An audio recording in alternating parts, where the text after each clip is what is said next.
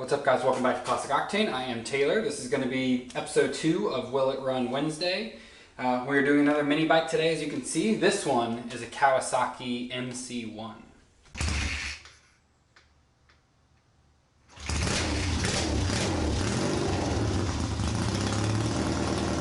So to give you guys a little bit of an overview of this bike, this is a 1974, I believe, manufactured 11 of 74, so it could be a 75 model. Kawasaki MC1. There's a couple of different MC1 models. There's like an MC1M and something else. Anyway, there's like a street legal version that has a headlight and a speedo and tail lights and turn signals and the whole nine. That's technically what this model is. It's just a lot of that stuff is now missing. But we do still have a speedo. The speedo even has a neutral, high beam, and turn signal indicator on it, showing 1,700 miles. No idea if that's accurate anymore because there is no speedo cable. So who knows if this thing's been ridden more than that without the cable in place. Most of the other stuff is missing as far as wiring goes. We are also missing the oil tank that I believe would go right about here for that two-stroke oil injection system, similar to what we had on the Yamaha. We don't intend on kind of getting that running or up and running in this video just because I don't have that tank. So we're just going to run it off of normal two-stroke gas, so we don't have to worry about that just yet. Another thing that is a plus on this bike over the Yamaha is it is free. It's not locked up, and it actually has, you can tell, really good compression. So that's a very, very good sign. I have no idea when the last time this bike ran. So what do you say we start to tear into it a little bit? I want to get this tank off. It's, I'll show you guys. It's pretty rusty in there, so I want to get that soaking with some like Evapor Rust or something. And then, I don't know, maybe we'll dive into the wiring and see if we can hot wire this thing up enough to check and see if we have spark. So as you see, we have this custom seat that can only be described as garbage. It looks like an old jacket wrapped around a piece of wood. I have no idea. We'll probably make something new for that. Custom gas tank mount made out of a shoestring. Let's pull this guy off. Yeah. He's rusty, but not terrible. Let me see if I can show you. So hopefully you guys can kind of see in there. There's a good amount of bare metal and then some rust. We're going to soak this in some Evapor Rust. I'm just going to put like a gallon or two in here and kind of slosh it around and let it sit for a while in hopes that we can bring this back. And we'll keep working on the bike in the meantime. While the gas tank's soaking, what do you say we check and see, one, if there's any oil in here, two, what it looks like.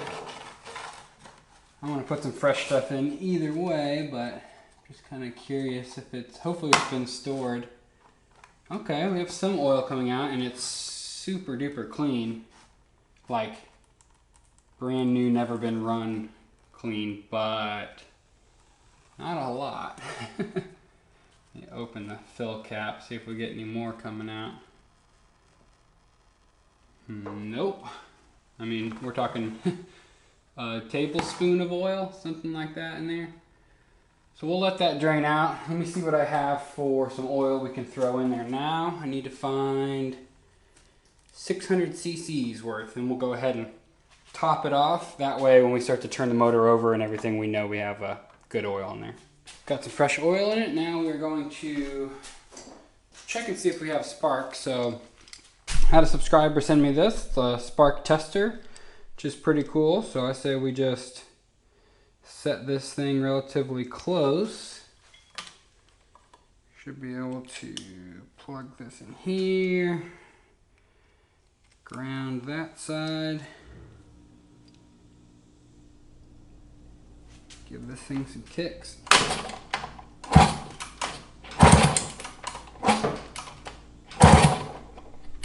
You pull the spark plug out so it'll be easier for me to turn over by hand. Otherwise we'll throw the drill on the other side and really get it spinning, but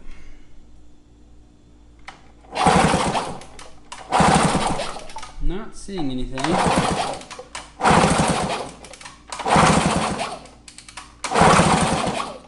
Nothing. Let's try it with just a traditional spark plug like we would before. I have a brand new plug here just to take that variable out. Put it up against the head.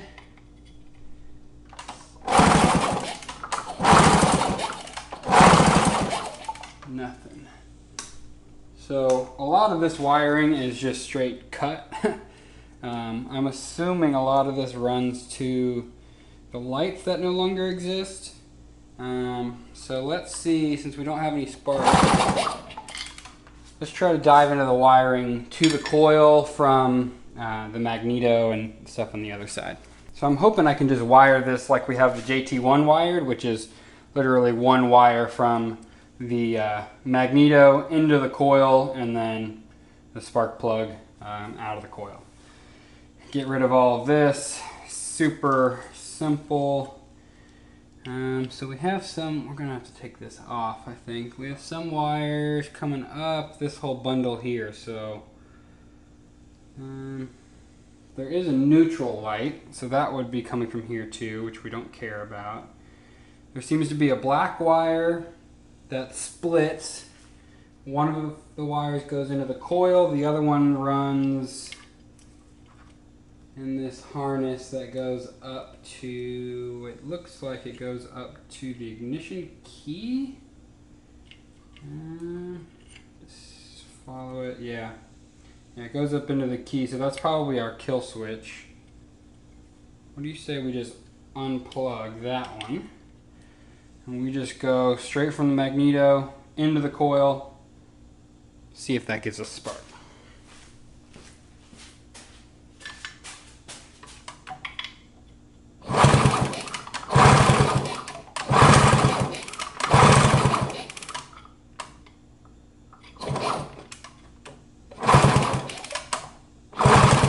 No.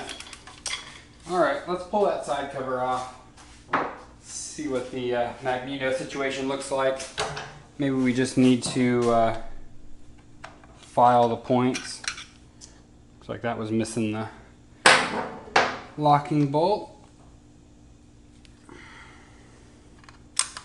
I always mention this in my videos, but these are technically not Phillips.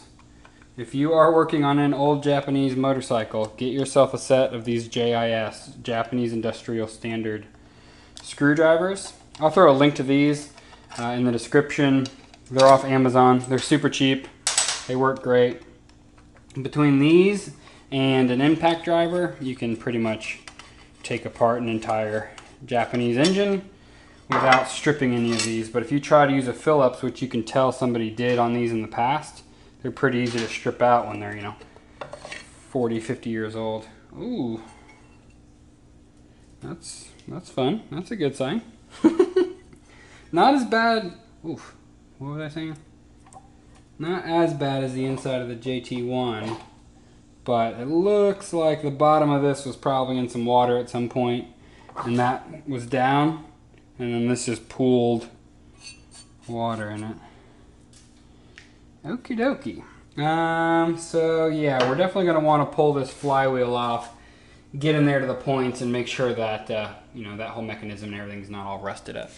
See if I can sneak this thing off with the impact so that I don't have to figure out a way to hold this. Yeah. Seems weird that it's like a nylon locking nut. I don't know if that would be original or not. Alrighty, now we can use our little flywheel puller kit that we picked up. Let's see what size we need. The Yamaha was a 27. Is this a 27? Oh yeah, it looks like it could be. Also looks pretty rusted.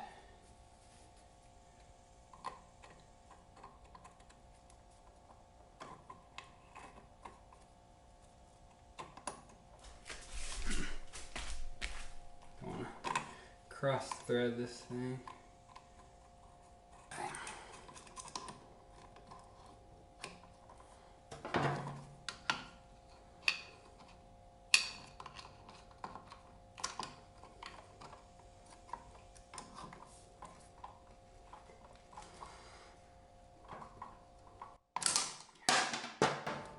do it?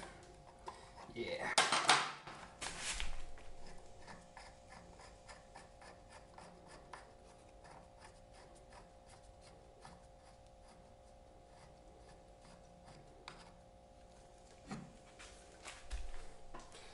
There she is. So some surface rust. The inside doesn't look terrible. Definitely going to want to clean that up on the wire wheel. Our actual points are coated in, oh my gosh, they're like coated in gunk. No wonder we didn't have any spark.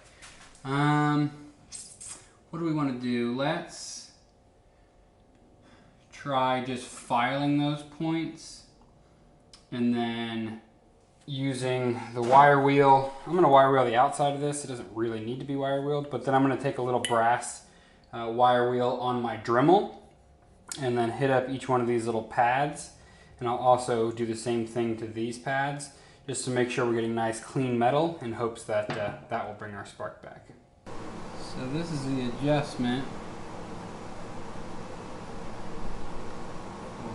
So let's just push it down further, maybe, I don't know, there-ish. Put this back on, see if this will at least start to move the points, and we can look up what our point gap is supposed to be and set it properly. My feeler gauge is a little wide to really be able to fit in here. I don't really want to cut it. I think that's pretty good. Let's throw this nut back on and then hook a drill to it, spin it around, cross our fingers. Alright, place your bets now. We're gonna have spark.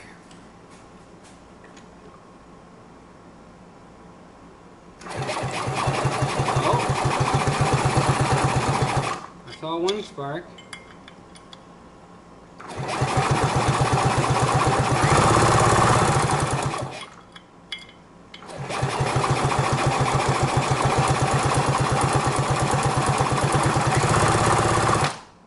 And it's gone.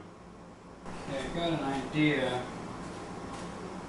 Let's see if we can skip the coil, because if you remember on the JT1 when we were spinning it over, the wire coming from the magneto was sparking. So let's take the coil out of the equation. I'm going to throw a little bolt in here,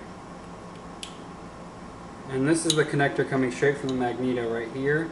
I'm going to just see if we're getting a consistent, pulse of electricity, so that we can limit it from the points in the magneto down to maybe it's a bad coil, grounding issue, we can kind of go from there. But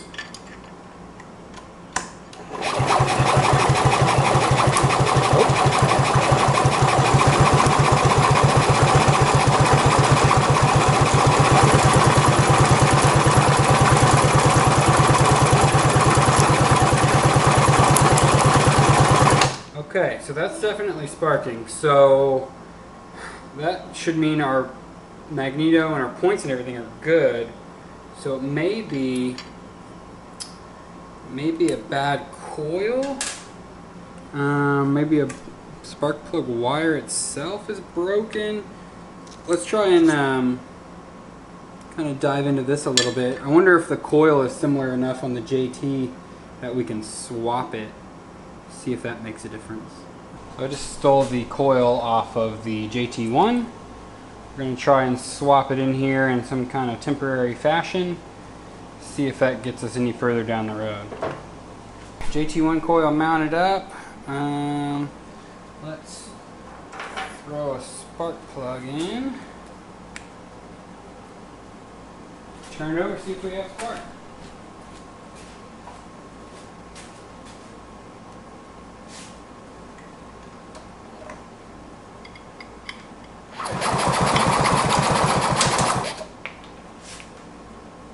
Heck was that?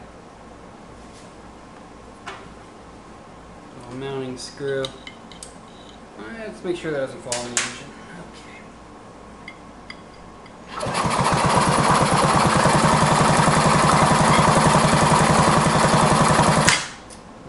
this isn't giving us spark either. So it may not be the coil. Let's pull this flywheel back off over here and just, I'm going to go ahead and throw the original coil back on.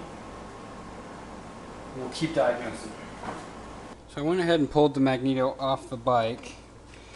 I'm kind of checking it out. I hit these pads on the wire wheel again.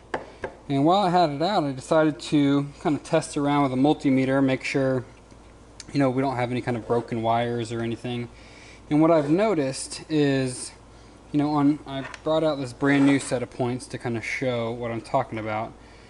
When I clip on one side and the other side of the points, I have my multimeter set to, you know, continuity or ohms or whatever it's called. Let's see so you guys can actually hear it. So hopefully you can hear that beep. We have a connection because the points are closed.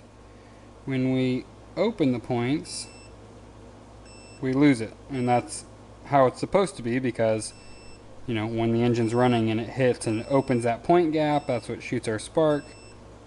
When I do it on this one, get this clipped on here. So we have, you know, I'm touching just this side of the points, and we break it, we have solid continuity. So we basically have a short through our points at all times. So no idea what's causing that. I'm gonna pull this point mechanism off, see if we can figure out if there's corrosion or something that's you know, causing a short on our points. I cleaned everything up as best I could tell. Sanded the points a little bit more, so I was getting down to like 1 or 2 ohms across the points instead of like 50 like it was when I first tried it. I don't know. I don't know if we did much, but let's give her a go. Oh, hold the phone.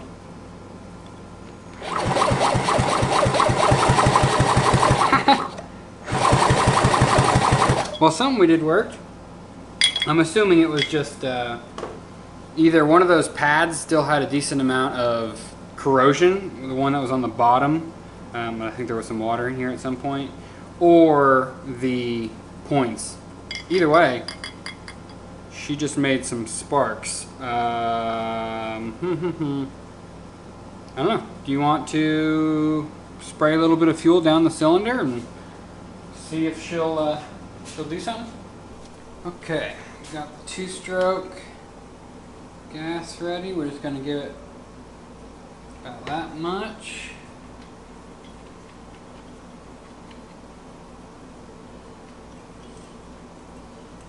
Screw the spark plug as tight as we can. We'll try it hand tight. Plug on. See if she does anything.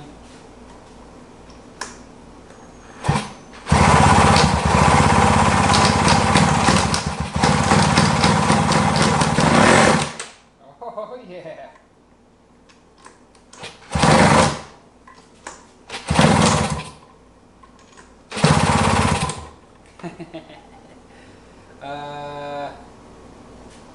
What do we do now? Let's do it one more time. I want to get a little bit more out of it before we pull the carburetor apart. But I think this one, I shouldn't say it, but it looks like it's going to prove to be a lot easier for us than the JT1. Which is what I kind of figured anyway, since this one wasn't locked up. Squirt of fuel.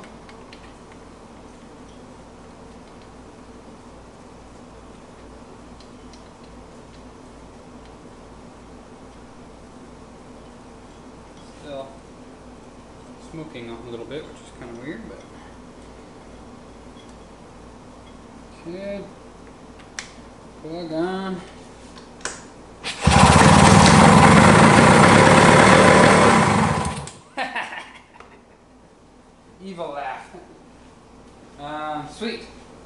That's awesome. Let's pull the carb apart and see how she looks.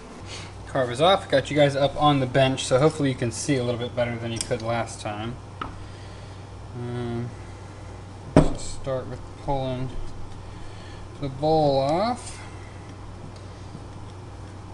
I probably should get in the habit of just firing up the ultrasonic cleaner when we first start working on these bikes, just because it takes probably 45 minutes to heat up, and 9 times out of 10 these carbs will probably need to soak in there, but we'll know for sure. I mentioned it in the JT1 video. You can always tell when the bike hasn't been running for more than like 10 years because it doesn't have all the residue from ethanol fuels in it. So we'll know as soon as we pull this bowl off.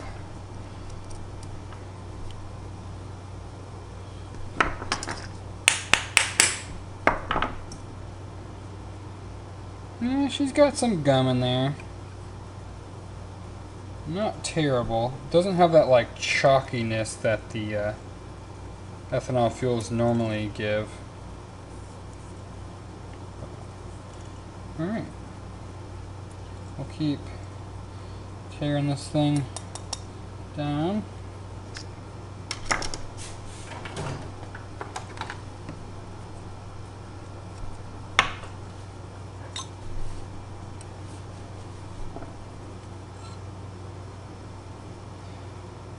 I wonder if those are supposed to be bent at that shape. I don't think it's going to affect anything one way or the other, but normally they're pretty straight.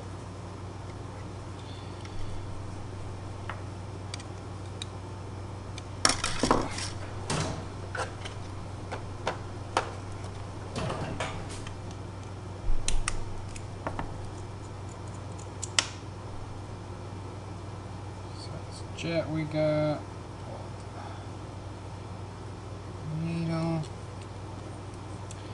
What else can we take off?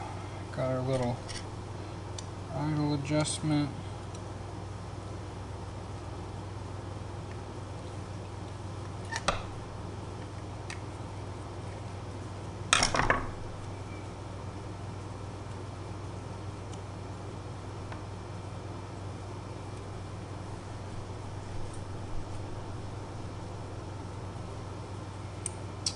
Let's go ahead and take that guy off.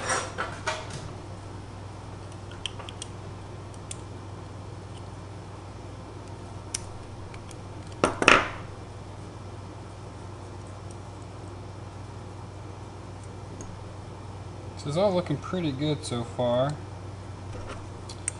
To get in here with the I have to get in here with like a socket. Is this the right size? 8 mil? Nice. Actually, this. No.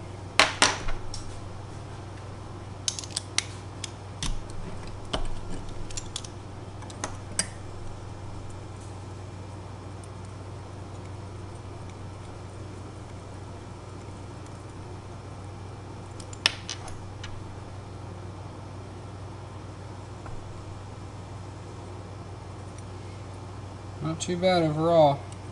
So what I'm going to do now is just hose this down with carb cleaner, spray in all the little passages, and then take my air hose and kind of blow it all out. Make sure everything we can is nice and clean.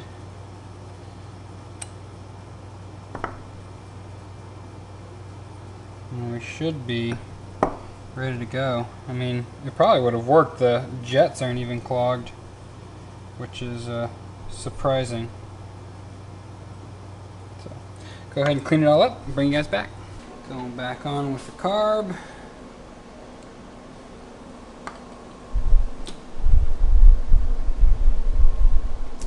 The slide and needle and everything seem to be really clean, so we're not going to worry about those. Here we get this lined up.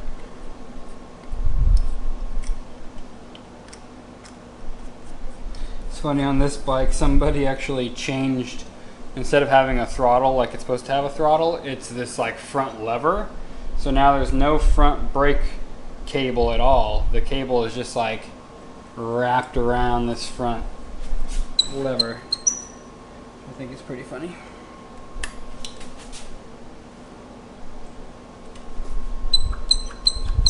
I mean, it works.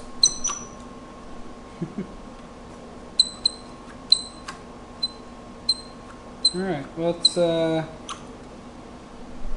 hook up a fuel source. Just got a clear hose on there. Start to dribble some fuel in.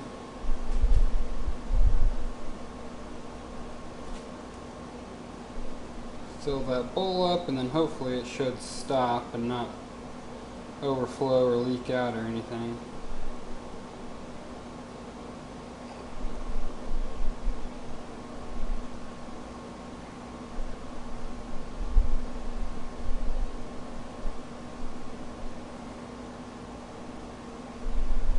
Okay, so that's all full now. So since we disconnected our kill switch, how am I going to turn it off? I guess I could just unplug the coil to turn it off. Yeah, we'll just do that. Alright, let's go ahead and pull that starter rod, or whatever we want to call it, up.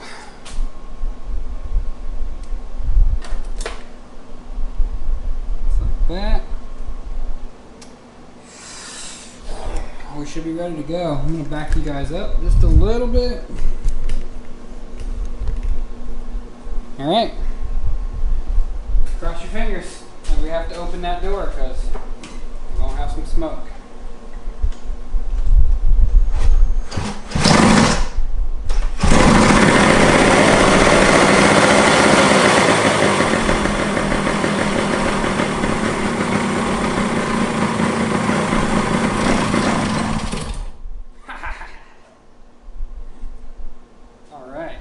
Let's pull that starter rod again. We'll start it and then we'll just let it warm up a little bit before we start to try and give some throttle.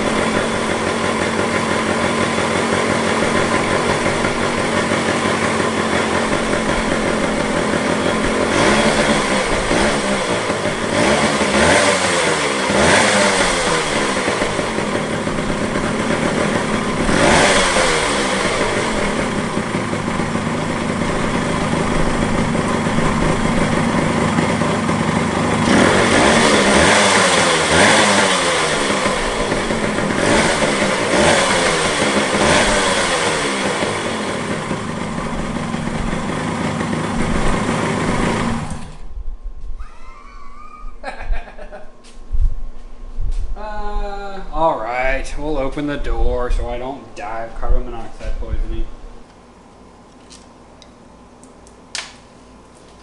Check that out. What in the world?